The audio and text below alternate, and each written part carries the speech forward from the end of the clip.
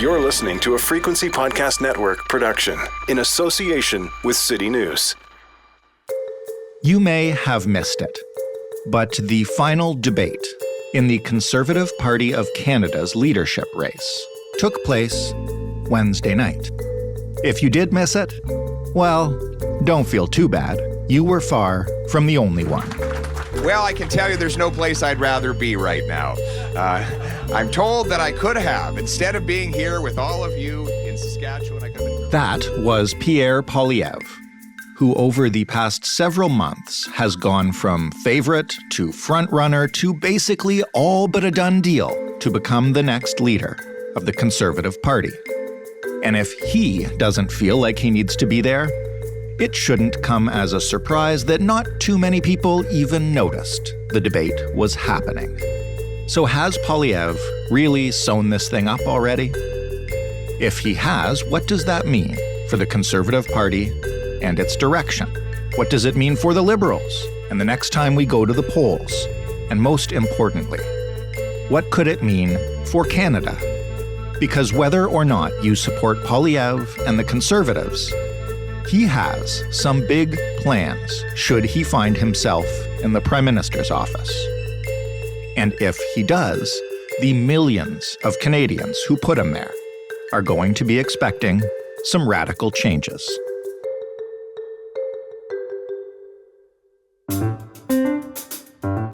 I'm Jordan Heath-Rawlings. This is The Big Story. David Moscrop is a podcaster, a columnist, a political scientist, and the author of the ever more relevant 2019 book, Too Dumb for Democracy. Hello, David. Good day.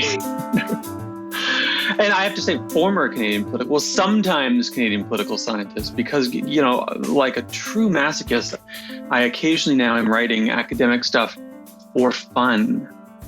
For fun. Yeah, that's unique. Yes, it is. Yes, it is. Why don't you start by telling me about the final Conservative Party leadership debate that happened Wednesday night? What kind of affair was it, and why didn't we hear more about it? I was going to ask you. I didn't watch it because, in part, it's a little bit like playing a Stanley Cup final game after the cup's been awarded. You know, Poilievre and Lewis decided to sit out the debate. They sat them around a table inside a studio with no audience. I was catching up on the news about it this morning.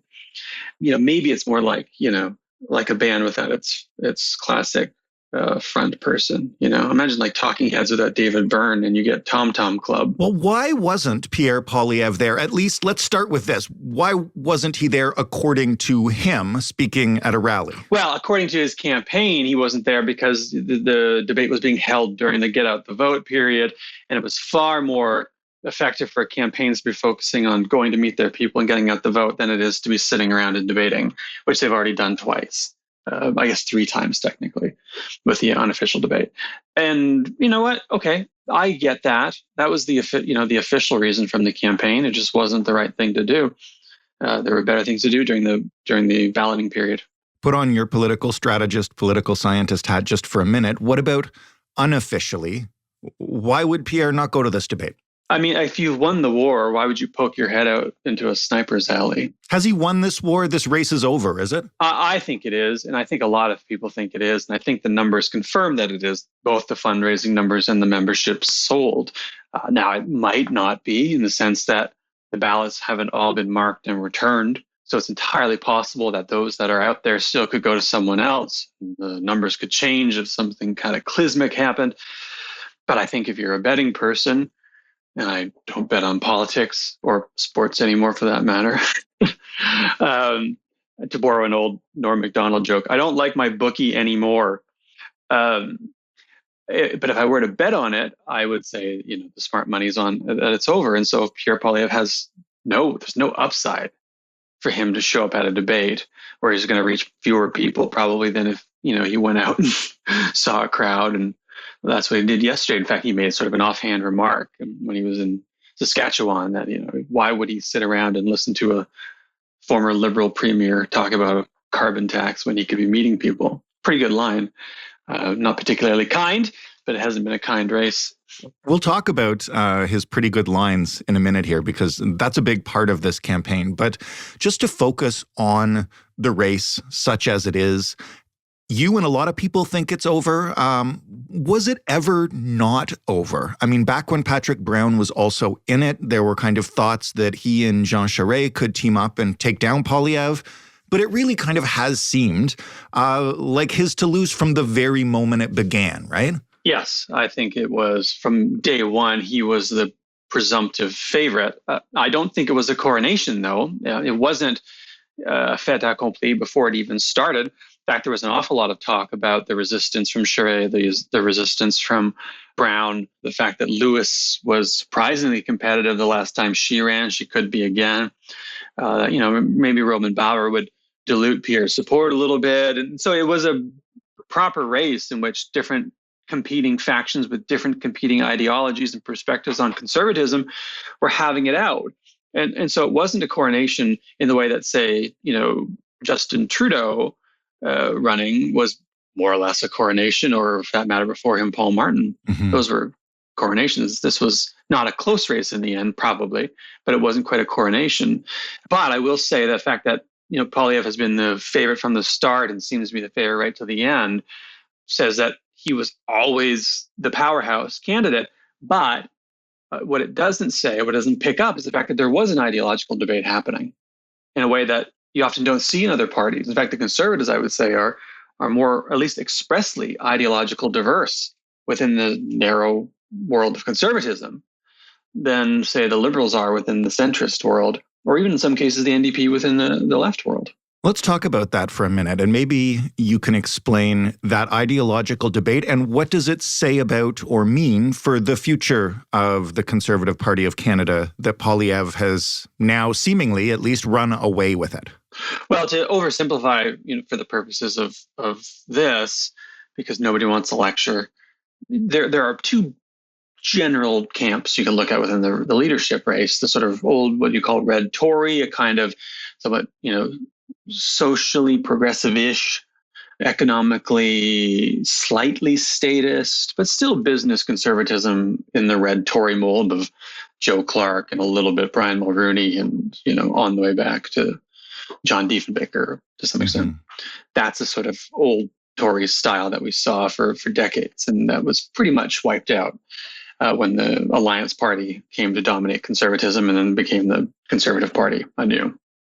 And on the other hand, a sort of libertarian-ish, populist pastiche conservatism that you saw a little bit of in Stephen Harper. I wouldn't call Stephen Harper a populist, but there was sort of that, the remnants of the prairie populism that was part of the Reform Party and Preston Manning in the 80s and 90s.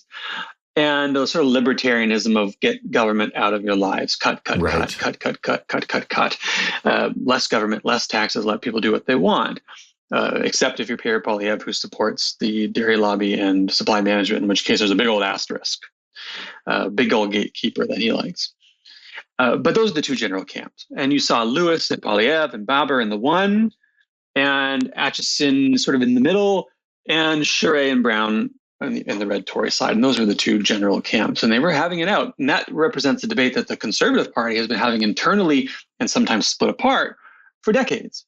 And that's continued throughout this race. But it seems, in this case, the kind of libertarian populist pastiche that Poilievre has picked up is going to carry the day. Well, because you mentioned it then, I'll ask you, Stephen Harper came out and endorsed Pierre Poilievre. What does that mean? And were you surprised by that? No, I wasn't surprised at all. And it's long been known that Stephen Harper is not the biggest fan of Jean Charest. You can read all about that pretty much everywhere. They've got a beef that goes back a number of years. They're also very different kinds of conservatives. Harper is the father of the contemporary, I should say, Conservative Party. And no doubt he had an interest in seeing it survive unified in the mold in which he created it. And that's no doubt why he came out in support of Poilievre, who is in many senses the standard bearer of that type of conservatism. And, Aaron Wary wrote a pretty good piece in CBC about how Harper was passing that populist torch. I keep doing this P alliteration. I know the passing of the populist torch is not great for podcasting. It is not. And I feel like I've adopt this sort of like Spiro Agnew-esque thing that I did. So God help us all. I had seen some people likening this to Donald Trump kind of taking over the GOP with, fiery populist rhetoric, et cetera, mostly linked, I guess, to Poilievre's YouTube videos and popularity on social media. That seems not right to me. Like, on the one hand, people want to see this as a really new thing for this party to be this rhetorically aggressive, I guess. But Pierre Poilievre is a long-standing conservative MP. Like, he's not coming out of nowhere to upset the apple cart. I think that's true. He is not an outsider in the way that Trump was an outsider. But also, was Trump an outsider? He wasn't a longtime politician, member of the party. Sort of been donating to both parties for some time, but he was still an economic and political elite. And so is Pierre Poilievre. And so in that sense, they're slightly dissimilar in the party membership loyalty sense. Poilievre is very much a conservative and has been for a very long time. He's consistent on that. I don't think he's cynical in that sense. I think he's cynical in other senses. Trump was different, but they're both elites. And, Pierre Poilievre has been an MP for years, since his 20s. He has a pension from his service. That means he's been around a while. He's, more than secured that. And he was a cabinet minister, for God's sake. So he's an elite. But where they're similar is that they've taken aim at what Poilievre would call gatekeepers. So they've taken aim at the traditional elites as part of the problem, who need to be taken down. Incidentally, something the left also does, but in a different sense. So you've seen on the sort of right-wing version, the elites are government, politicians, people who stand in the way of cutting to a smaller government and more freedom, quote unquote, for the people. On the left, the elites are, corporations, robber barons, economic elites who are out for the interests of themselves and the shareholders, not the masses. So in that sense, Poilievre has picked up this populist pastiche, but his target is different than a populism that you'd see, for instance, on the left.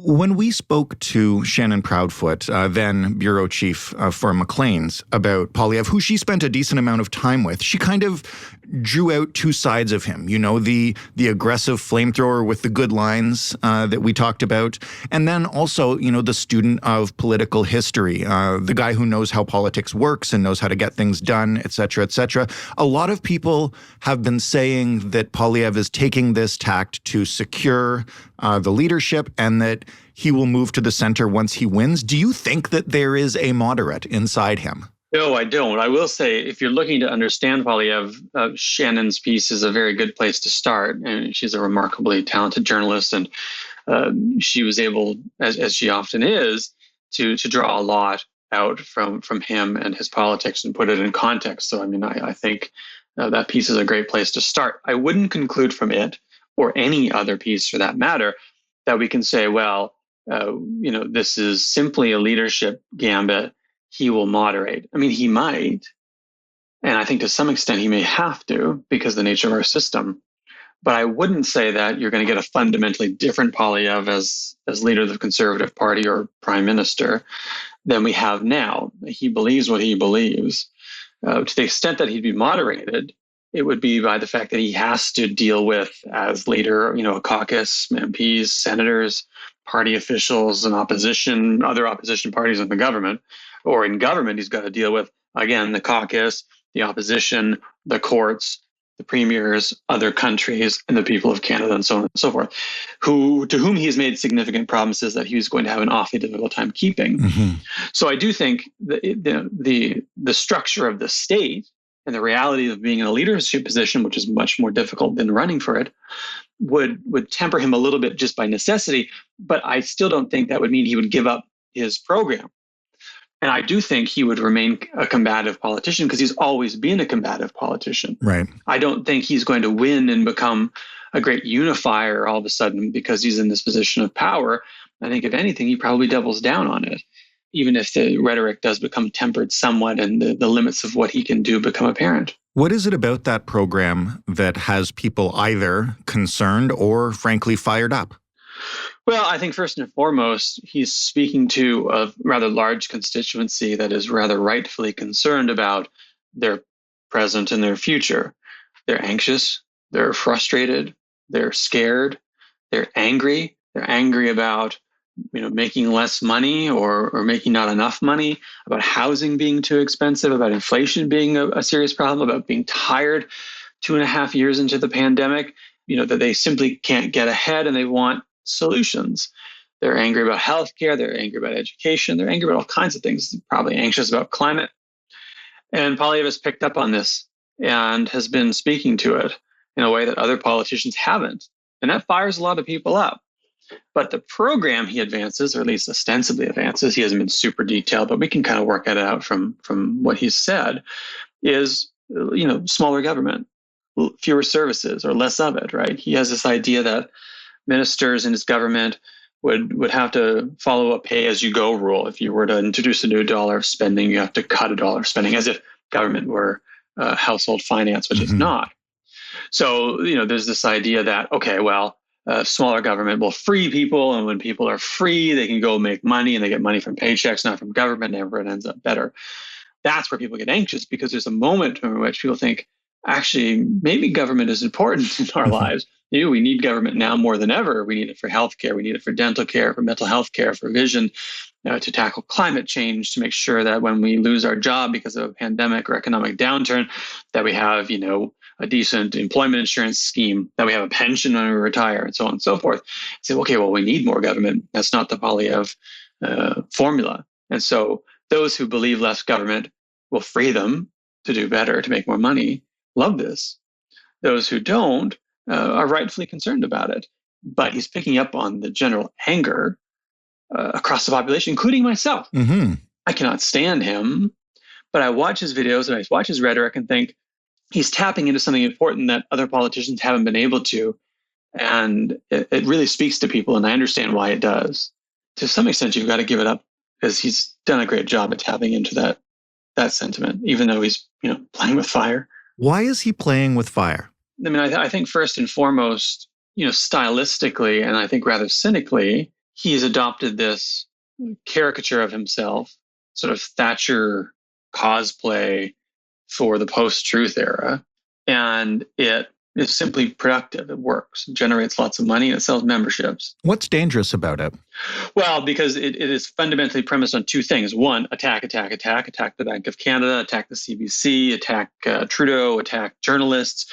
And that creates a kind of febrile animosity, or at least, grows it in a very dangerous way, because when people get riled up like that, they do things we would rather they didn't do. Mm-hmm. Vitriol, for instance, or worse. We've seen in the United States what happens when you whip people up into this frenzy.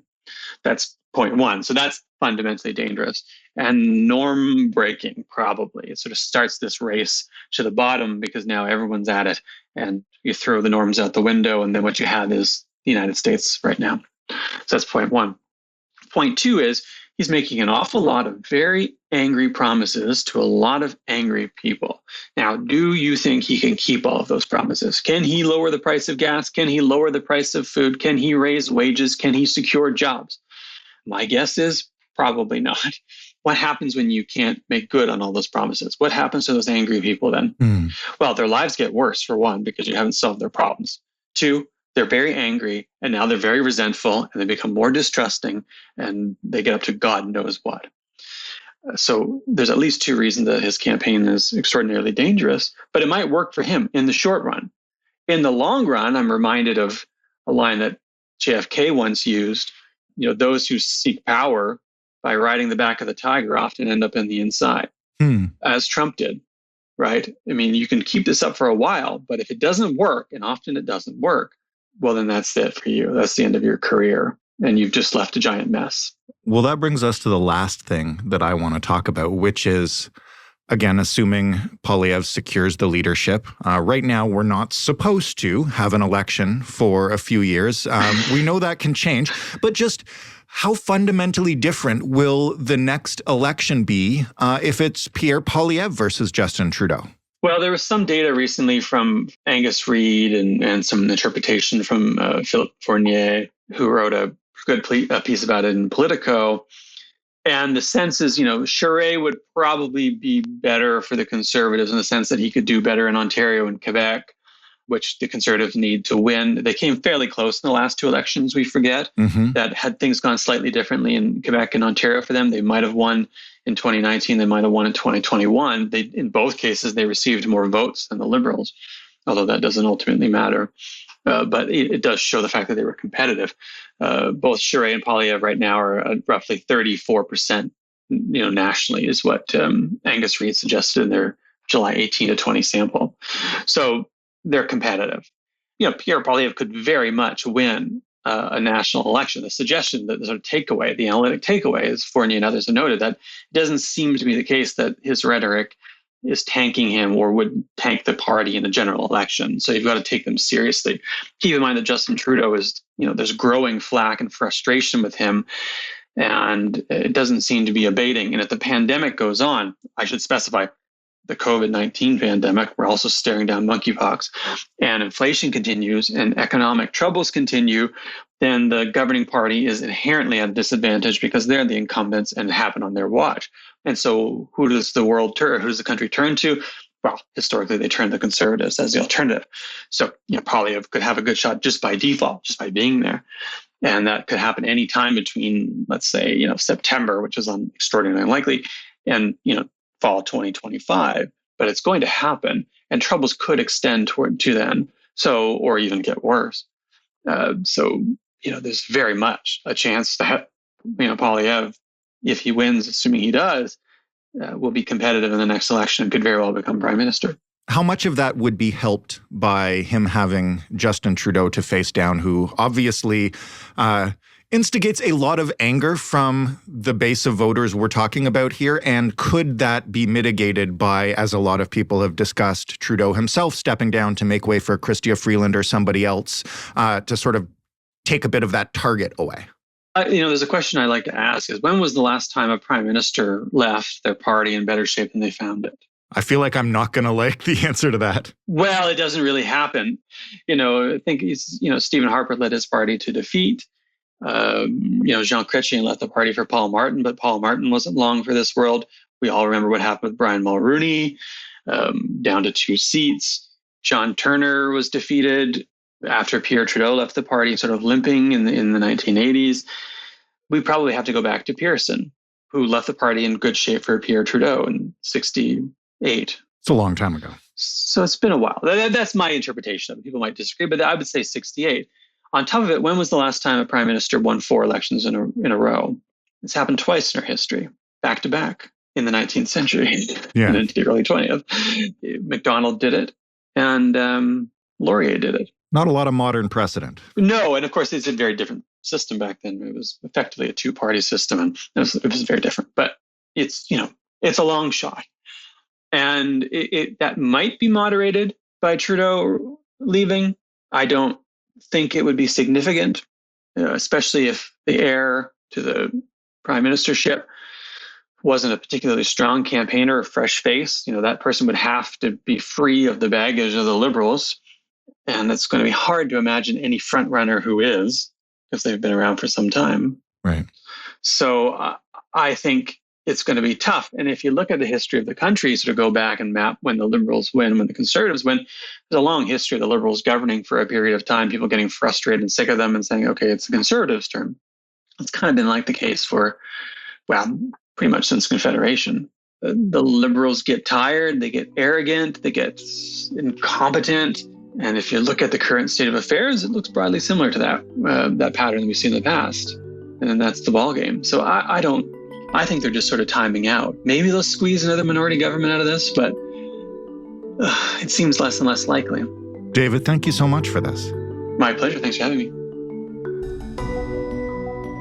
David Moscrop, political commentator, columnist, author of Too Dumb for Democracy, and, as he said, a sometimes political scientist. That was The Big Story. For more, head to thebigstorypodcast.ca. Talk to us by emailing hello@thebigstorypodcast.ca. Follow us on Twitter. Click like on everything we post. We're at The Big Story FPN. And call us. Leave us a voicemail and say hello. The number is 416-935-5935. You can get this podcast anywhere you get them. We appreciate it when you get it somewhere you can leave us a rating or a review. Thanks for listening. I'm Jordan Heath Rawlings. Have a safe weekend. We'll talk Monday.